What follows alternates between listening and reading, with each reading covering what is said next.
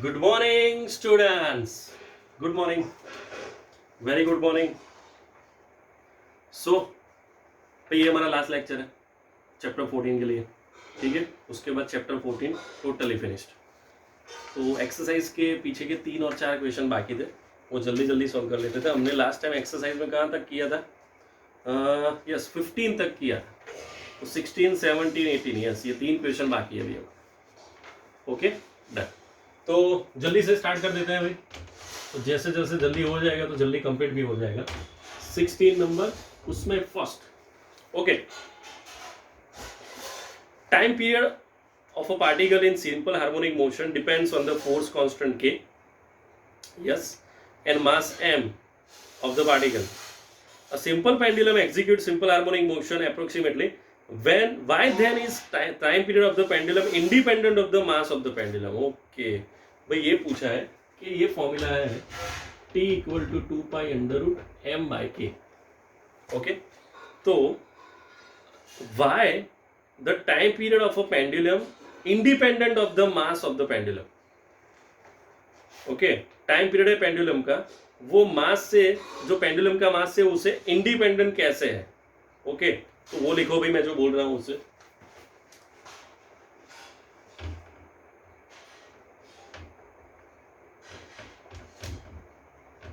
For pendulum k is directly proportional to m. Force constant is directly proportional to mass.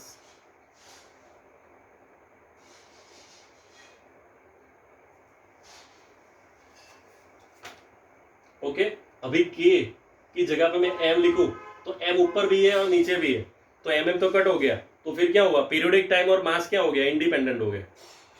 समझ में आ रहा है? Formula में t equal to 2 pi under root m by k, लेकिन k is directly proportional to mass. तो अगर मैं k की जगह पे यहाँ पे मास लिखूंगा तो मास कट हो जाएगा ना, तो अभी मास है ही नहीं मेरे पास।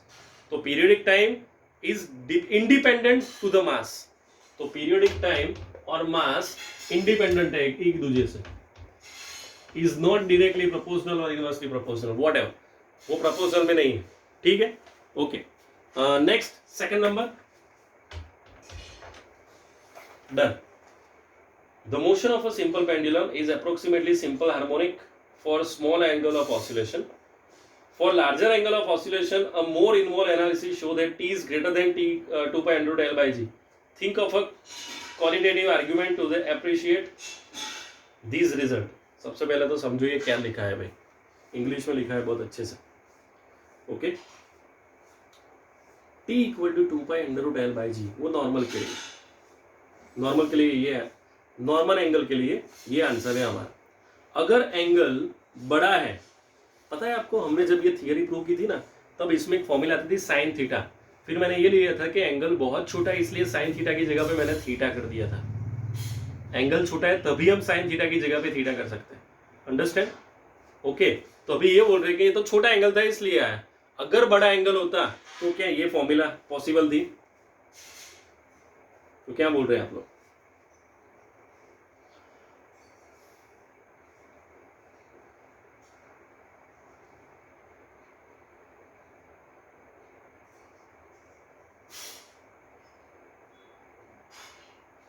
तो for larger angle of the oscillation, a more involved analysis show that the t is greater than 2 pi under root L by g.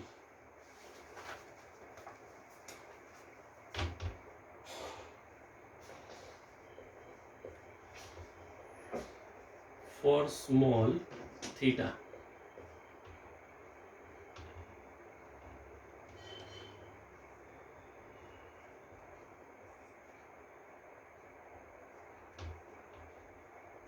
If theta is large, अगर थीटा लार्ज है तो इन दोनों के बीच में क्या रिलेशन बनेगा? ये दोनों सेम होंगे, भाई ये बड़ा हो जाएगा, t is greater than 2 pi under root L by g। क्यों? क्योंकि अब मेरा थीटा बड़ा हो गया। अभी मैं साइन थीटा की जगह पे सिर्फ थीटा नहीं ले सकता, साइन थीटा की जगह पे सिर्फ थीटा नहीं ले सकता। एक सिंपल लॉजिक है कि एंगल में ऐसा होता है कि भाई साइन 0.001 इज ऑलमोस्ट 0.001, लेकिन अगर मैं साइन 30 लेता हूं तो मेरे पास 30 आंसर नहीं आएगा, मेरा आंसर है 1/2.5। अगर मैं साइन लेता हूं 45 तो आंसर 45 नहीं है, तो आंसर है 1/√2। मतलब बहुत छोटे एंगल के लिए जो एंगल है ना वही उसका आंसर, लेकिन अगर एंगल बढ़ जाएगा तो वैल्यू चेंज हो जाएगी। यहाँ पे ये जो रिजल्ट है किसके लिए है, छोटे एंगल के लिए, लेकिन अगर मैंने यहाँ पे एंगल बढ़ा दिया तो ये कैपिटल टी बढ़ जाएगा कंपेयर टू 2π√L/g। ये चीज ध्यान रखना आप लोग, ठीक है, कंफर्म, ओके।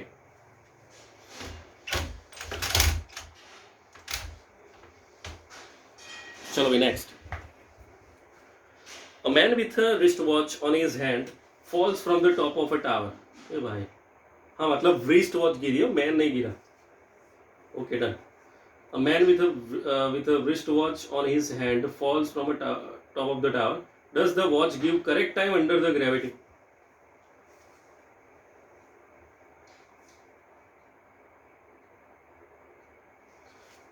भाई 10th फ्लोर पे रह रहे हैं कोई, तो गलती से रिस्ट वॉच गिर गई ऊपर से नीचे, तो under the effect of gravity wrist watch correct time दिखाएगी, यस और नो? यस ही ना भाई, टाइम में और ग्रेविटी में कोई दूर दूर तक कोई है ही नहीं रिलेशन। अगर हम ग्रेविटी में जा रहे हैं तो उसके ऊपर टाइम के ऊपर कोई डिपेंड नहीं होता, टाइम जितना है उतना ही होगा, 2 सेकंड 5 सेकंड तो उतना ही होगा भाई। ग्रेविटी और टाइम का कोई मतलब ऐसा नहीं है, okay. Gravitation, acceleration and gravity both are different thing. आप लोग ये बोलेंगे सर T = 2π√L/g, तो T और G तो आया ना भाई, ये स्मॉल g मतलब ग्रेविटेशन एक्सेलरेशन, हम ग्रेविटी की बात कर रहे हैं, ग्रेविटेशन एक्सेलरेशन की बात नहीं कर रहे हैं। तो टाइम और ग्रेविटी के दूर दूर तक कोई रिलेशन नहीं, okay. So does the watch give correct time under the gravity? Yes of course correct time, okay. सिर्फ वो टूट ना जाए बस उसका ध्यान रखना ना प्लीज। हाँ, D, what is the frequency of oscillation of a simple pendulum mounted in a cabin that is freely falling under the gravity? Okay, under gravity के अंदर हम उसको फ्री फॉलिंग करवा रहे हैं,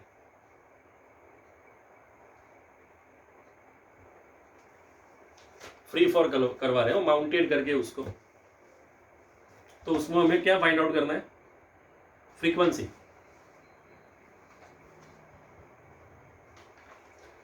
भाई फ्री फॉल में अगर हम फ्री फॉल करा रहे हैं मतलब it is dependent on the gravity, gravity पे डिपेंड करेगा वो। तो अगर हम ग्रेविटी की बात कर रहे हैं तो फ्रीक्वेंसी का कोई मतलब उसमें मिलेगी नहीं मुझे फ्रीक्वेंसी, क्योंकि वो पूरा पोर्शन हमें किसके लिए मिलेगा? बिकॉज ऑफ द ग्रेविटी मिलेगा, तो फ्रीक्वेंसी नहीं मिलेगी मुझे, जीरो मिलेगी फ्रीक्वेंसी। तो at that time our frequency is 0 for free falling. Done जी भाई, okay. Next question 17 number,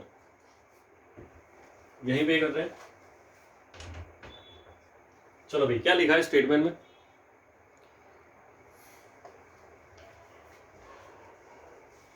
A simple pendulum of length L and having a bob of mass capital M suspended in a car। चलो भाई, length कितनी दी है हमें? Small l, मास दिया है capital M, और कार के अंदर ऐसा कर रहे हैं। The car is moving on a circular track of radius r with the uniform speed v, velocity or speed whatever v, radius कितना है उसका? Capital R। If the pendulum makes small oscillation in a radial direction about its equilibrium position, what will be its time period? भाई capital T चाहिए हमें, time period चाहिए capital T। तो formula पता है आपको? T = 2π√L/g, ये normal periodic time. अभी वो कार के अंदर सर्कुलर मोशन कर रहा है तो थोड़ा चेंज हो जाएगा। कितना? ये G की जगह पे G' लेना पड़ेगा, कोई और 2-3 भी उसके ऊपर फोर्स अप्लाई होंगे, और कितने फोर्स होंगे वो अभी हम देख रहे हैं।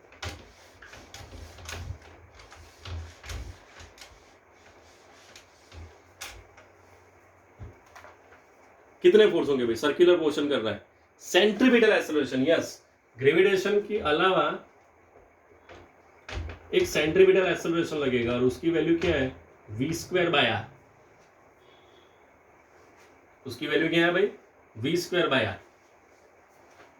तो जी डैश की जगह पे हम क्या लेंगे, g plus v square by r, और इसका हमें मैग्नीट्यूड चाहिए, तो दोनों साइड स्क्वायर करेंगे अंडर रूट में, तो ये उसका magnitude. So t equal to 2 pi under root l by g dash. अभी जी डैश की जगह पे हम लिखेंगे g square v raise to 4 upon r square. ये वी रेस टू 4 है, ये आपका फाइनल आंसर, देख लो ध्यान से।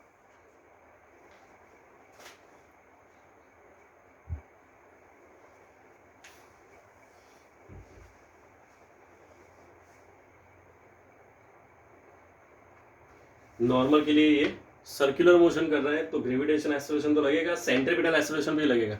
फर्स्ट मतलब चैप्टर 5 और 6 में आता था। Okay, centripetal force, centripetal acceleration, F C equal to M V square by R and A C equal to V square by R, तो उसका यूज किया हमने यहाँ। Confirm? Okay good.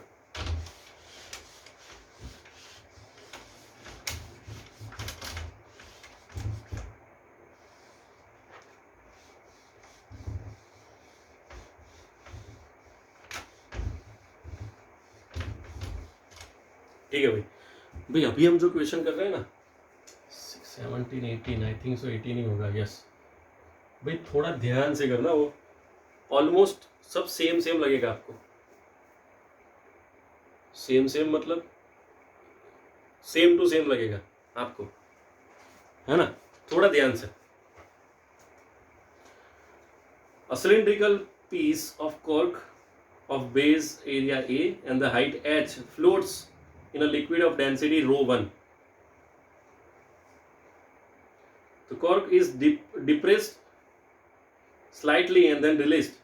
Show that the cork oscillate up and down simple harmonically with the period. हमें prove that करना है, अंदर ये चीज दी है हमें।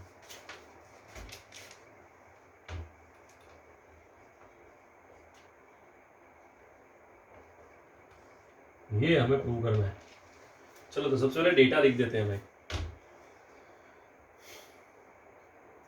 उसमें रेट सबके नाम लिख देता हूं मैं, क्योंकि कंफ्यूजिंग बहुत सारा है। दो डेंसिटी है हमारे पास। रो 1 मतलब क्या है, density of liquid, density of liquid, और रो क्या दिया हमें, density of cork, cork. Okay चलो भाई यहां तक दिया है। ओके हमें चाहिए T equal to 2 pi H rho upon rho dash G, yes. तो ये फाइंड आउट करना है हमें, ये लीगल फॉर्मूला यहां पे ध्यान से करना पड़ेगा सब कुछ, वरना गलती से बहुत सारी मिस्टेक हो जाएगी। ओके, लेंथ की जगह पे मैं हाइट यूज कर रहा हूं, वाई। ठीक है, अभी यहां पे हम एक्सेलरेशन, ये जो ग्रेविटेशन एक्सेलरेशन है ना, F equal to M A, तो मैं एक ही जगह पे F बाय एम लिख सकता हूं।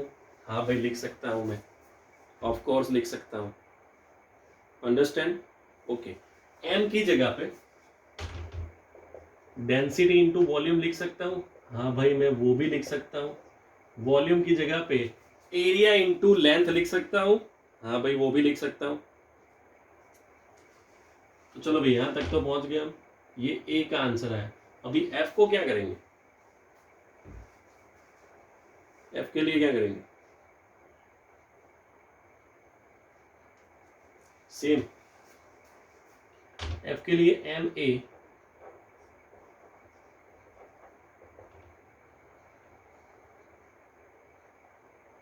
नहीं एम ए नहीं करेंगे भाई, एम ए करेंगे तो फिर ए कट हो जाएगा, तो एफ की जगह पे क्या कर सकते हैं, चलो बोलो अभी।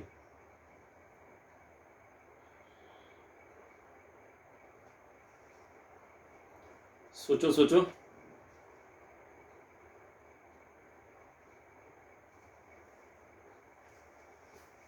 माइनस के वाई कर सकता हूं यहाँ पे, और यहाँ पे के की वैल्यू लिखूंगा मैं।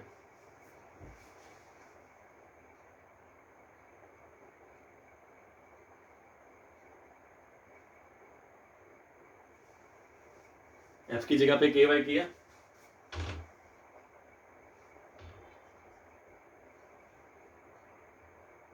ओके, और यहाँ पे के की जगह पे F equal to K X और K Y, so K equal to F upon Y. तो अब इसमें क्या करेंगे, अब के की जगह पे क्या लिख सकते हैं?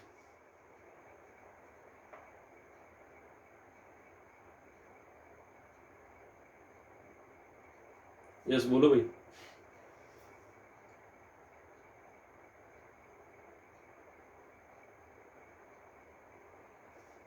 एक काम कर देता हूँ, इसका थोड़ा इजी बना देते हैं, है ना, थोड़ा इजी कर देते हैं तो जल्दी से हो जाएगा। डन। एक काम करो ना, ये जो है ना, इसको ये रहने दो, एफ की जगह पे डायरेक्ट एम जी लिख दो यहाँ पे, एम जी। अब ये एक्सेलरेशन और ये ग्रेविटेशन, एक्सेलरेशन मतलब कट नहीं होगा, यहाँ पे rho dash V G, V की जगह पे area into Y G, yes, ये रहा भाई, दिस इज, कुछ कट होगा भाई इसमें, एरिया एरिया कट। अगर आपको ये लेना ही नहीं है तो रहने दो ना, डायरेक्ट यहाँ पे सिर्फ हम सीधा एल लिख रहे हैं, एरिया इंटू लेंथ, ओके। अब ये एक ही वैल्यू, ये ग्रेविटेशन एक्सेलरेशन में एक्सेलरेशन की वैल्यू लिखनी है, तो चलो भाई 2 पाई एल तो एज इट इज ही है, रो वन एल जी, यहाँ पे रो वन एल जी हो जाएगा, और अपॉन में रो एच हो जाएगा, तो अपॉन का अपॉन ऊपर चला जाएगा, रो एच, एक एल कट हो गया, तो बचेगा क्या, रो डैश जी, मतलब ये आंसर दोबारा आ जाएगा हमारा। देखो मैं यहाँ पे दोबारा लिख रहा हूँ, ध्यान से हो भाई, यहां तक हो गया। अब इस वैल्यू में मुझे लिखना है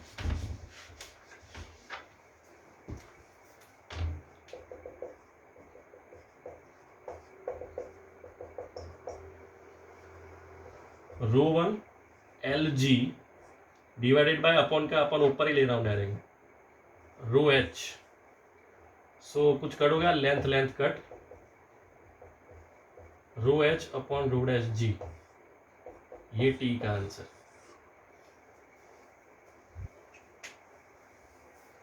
it's a final answer, check कर लो भाई, कंप्लीट, ओके, श्योर, कंफर्म। एक और क्वेश्चन है, टेक्स्ट बुक के बाहर का है, जल्दी।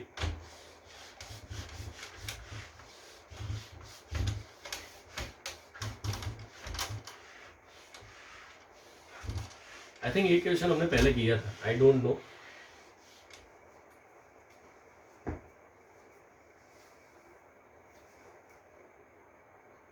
I don't know,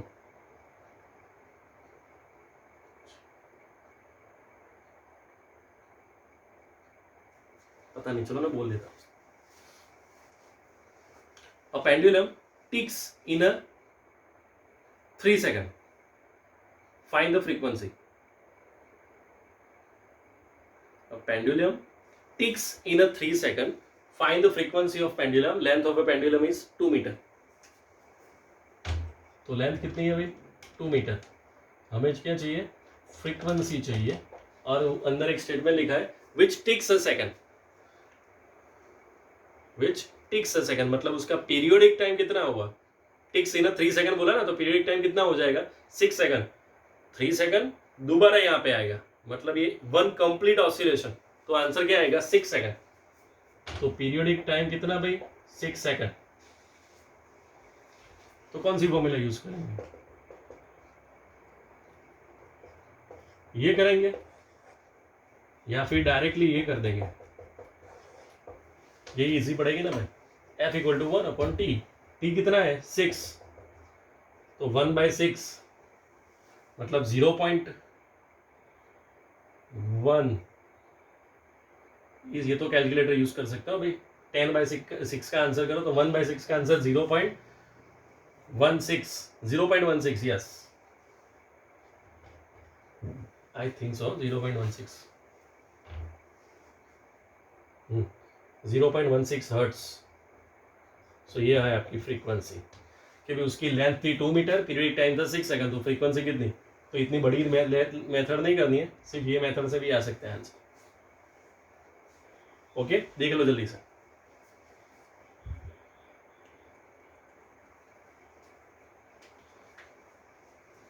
confirm? तो ये थे भाई आज के क्वेश्चंस। तो अभी totally finish chapter 14। Okay, next time बस तो वही करना पड़ेगा ना, अभी तो चैप्टर 15 कर रहे हैं, ऑसिलेशंस एंड वेव्स। 14 था ऑसिलेशंस और 15 क्या है भाई, वेव्स। अच्छा चैप्टर है, बहुत अच्छा चैप्टर है, सुपर चैप्टर, माइंड ब्लोइंग। इससे भी बहुत ज़्यादा अच्छा है और न्यूमेरिकल इससे भी बहुत ज़्यादा अच्छा है। ठीक है, तो ठीक है, फिर नेक्स्ट टाइम मिल रहे हैं चैप्टर 15 के साथ। Okay, bye bye.